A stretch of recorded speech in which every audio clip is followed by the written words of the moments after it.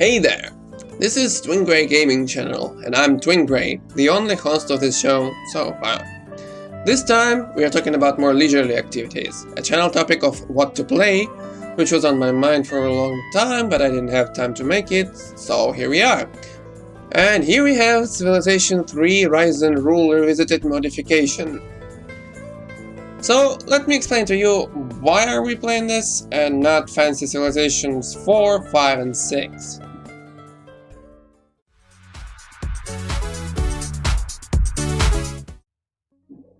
Talking about Civilization, I still remember the hype of Civilization 4 release and how, after playing it for a little while, I was left with a question. Is that it? Is that all we get? Basically, what we got there was 3D graphics. Instead of exploring the already powerful game mechanics to their fullest potential, we got simplification in those areas. You may argue that there are not as many differences between Civilization 3 and 4 in terms of mechanics, and these claims have some merit. Some. But I was raised in a different kind of milk. Instead of wanting a polished product and derp-friendly experience, I wanted a sense of wonder. I don't want, well, per se, streamlined gameplay or many ways to win, the so-called balance. I want things to be epic and cool, even if that leaves everything else bleak in comparison and ineffective.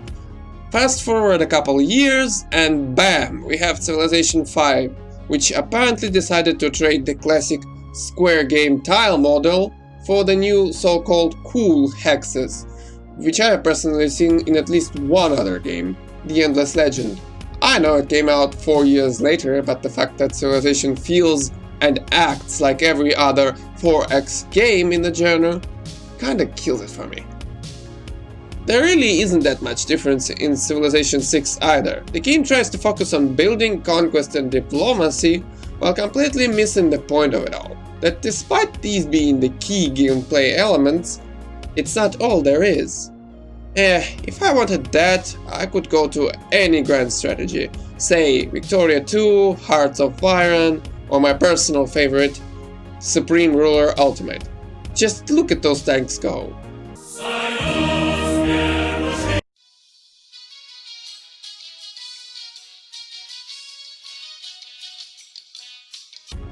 If you want to know what Civilization means for me, you should not look at the bleak present and future of the series, but look at its past, which shines like a rainbow in the dark. Yes, that was totally a Dio reference. For the sanity's sake, I'm not gonna talk about Civilization 1. Instead, I would like to turn your attention to Civilization 2, Test of Time. Despite having a minimalistic interface and simplistic sounds, by modern standards, the game had far more features to offer than modern games, unlike what we see today. If you play Extended Original Game, when you get to a point where you finish your starship and launch it, and even this was more impressive than what we have right now, you had a chance to actually control the development of your colony on the new planet, where Centauri was featured like any other playable map. You could dive into the world of fantasy scenario. Not only it has a completely new art on every building, and different units and slightly different rules as well, you also get 4 playable maps. The normal world is a bit too much for you? Well, you can go to the depths of the sea where merfolks reside. Or you could get to Dungeon World, where the dragons hoard their gold. And if that wasn't enough, there's the Sky World, where winged, angel-like Butios, I hope I pronounced that correctly, make their cities on the clouds. Science fiction scenario was also quite impressive at the time. You are the human survivors from the crashed spaceship, and you have to rebuild society, rediscover the necessary technology on a planet which, despite being Earth-like, still lacks the resources which were readily available to our ancestors back on Earth. And when it is time to leave planet, you can discover amazing ancient platforms on orbit capable of supporting life. When even that gets old, you can travel to another planet in the same solar system, the dusty world of Naumachia. A bit later in scenario you get to another one, or rather inside the gas giant Nona, The game itself included more than a few secret mechanics and even a boss fight. It all ends with a rather epic technological quest to research Earthgate technology and find your way back home many years later. Speaking of multiple map games, this was a feature in another game in the genre, Age of Wonders. The best example is in Part 2 Shadow Magic expansion. You can see the game also uses a hex movement model, hello goes to Civilization 5 and original ideas, and does so even since the first part of the game. Talking about the map itself, it is also available in 3 layers: surface, where the races that live under the sun reside, the caverns, being the natural habitat for goblins in North, and the shadow world, where only sirens and shadow demons feel at home. The multi-leveled map in fictional setting was not the only thing we had seen before in Civilization games. Enter the Sid Meier's Alpha Centauri, the game which takes us again to the Alpha Centauri planet. This time there were no extra levels of the map, but the game did perfectly fine without them, while at the same time doing a superb work with sound and cinematics. Just think about it, every wonder had its own cinematic upon completion. The game featured a fully editable map where you could create mountains and islands, or even sink your colony in the ocean, with special structure permitting it to survive. Just think about it, fully editable map. I don't mean in special editors, or outside third-party programs, software or anything. No, in the course of the gameplay. On top of that, the game also featured a unit constructor, an extremely advanced feature for its time. Wait, no, did I say for its time? I mean for our time. Yes, I'm looking at you, overly simplified modern games with pre-made units. All of that brings us rather nicely back to the point I was trying to make about Civilization 3. So, what makes Civilization 3 special then? Technically speaking, nothing. The 2D visuals are barely a step forward from the Civilization 2 test of time.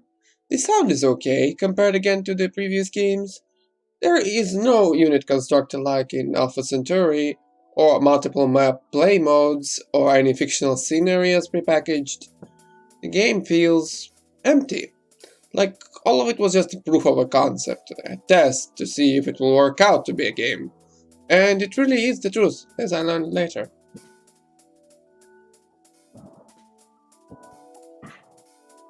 What Civilization 3 has that is special is that it is easily moddable by anyone. The game assets are not packed or locked behind some gate, it's all here. All the PCX images are easily editable in Photoshop using the indexed color format. The FLC file format, which is used by all combat units, is just a glorified GIF animation. And sounds are packed in WAV and MP3 formats, which are supported by, everything. And if you want to make a modification yourself, you don't even have to do much. The community that has grown over the years on Fanatics website has this nice and readily available download section for anything you can think of. So, with all of that in mind, somebody was bound to come up and make something great out of that easily moldable clay of a game, right? And they did. I came across this relatively early, buying this CD way back in 2004 or 2005 I think.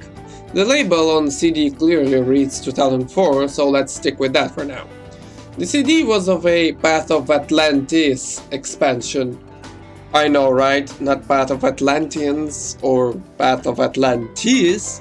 Instead it was Path of Atlantis. Doesn't make sense. And the expansion itself doesn't exist for the rest of the world. The game itself was Civilization 3, but vastly expanded, and I mean it in every sense of the word. But I'll get back to it a little later. Digging deeper into the game files years later, I learned that this was in fact a Russian translation of a fan-made big modification for Civilization 3 called Double Your Pleasure. Back then it was not for Conquest, but for Play the World expansion. The Atlantic race that was actually renamed Tibet race even kept their all unique town names and specific units. The local craftsmen also slapped on it an intro movie ripped out from translated but poorly dubbed 1995 movie Waterworld. Anyhow, that was the kick I needed to do my own research from then on. I actually still remember that Baronskov something, the original Double Your Pleasure website, and that it was frequently down. Years later, quite recently I might add, I decided to try playing Civilization 3 again, so I went to get the mod and found nothing. Almost nothing. The website went down and links were outdated. For some reason, the name Rise and Rule kept coming up here and there with my searches. As I found out, there were some transitions of development. I don't know the whole story, but that is not the point. What's important is that mod was updated for Conquest's expansion, the name was changed to Rise and Rule, and it is getting frequent updates, which, compared to what I was playing before, snowballed over the years into quite a huge chunk of new content for me. So what is this fuss all about? Why? Is it so much better than vanilla? Yes, my friends, it is. As I mentioned before, the vanilla has some things, but it's all bleak in comparison to the modification this video is about. Basically, what we have here in Civilopedia is what we get in the game. This is the vanilla game footage, by the way. I won't bore you with my speech for a little while now, so you can just look at what we have. Notice the details.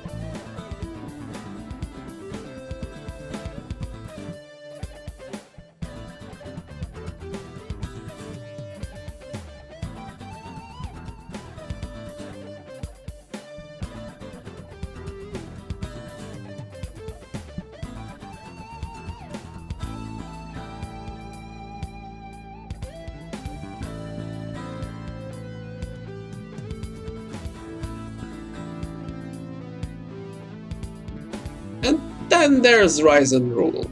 Not only it has improved terrain graphics, there's just more of the game itself. More buildings, more units, more technologies, more governments, more resources, and much more logical connections between them. Each nation has its own variation of common units, such as European nations building European spearmen, only American nations building Iowa battleships, and Germany builds their Bismarck battleships and Japan the Yamato-class battleships. If it is possible, the game will try to give you your nation's flavor of the unit, while not making it stronger than the equivalent units from other nations, unless we are of course talking about the unique units, the whole point of which is that they are stronger than other nations' equivalent units. All in all, it is an entirely different experience from vanilla. And trust me, after you try this mod, you'll never want to go back to vanilla Civilization 3 again.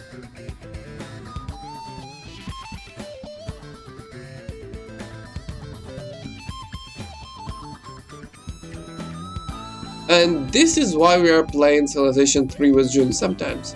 To relax and see what we can get in the new version. The mod is still maintained and frequently updated, so it's fairly interesting.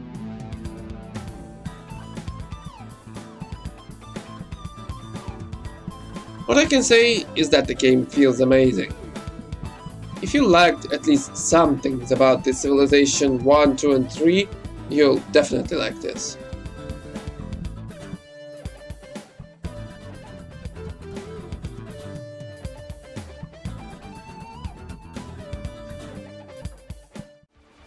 If you agree or disagree on some points, or if you think there are other important things I didn't mention, feel free to leave a comment under the video. With the size of the channel right now, I promise I'll try to read them all. If you like my video, press that like button. If you don't, press the other one. And of course, if you'd like to know when I publish a new video, subscribe to the channel. Also, don't forget to join our Discord. We are always happy to see more people around. The recently launched Patreon was put on hold for now, but if everything turns out well, I will reactivate it. For now, you can enjoy my videos without placed advertisements or any of that stuff. See ya!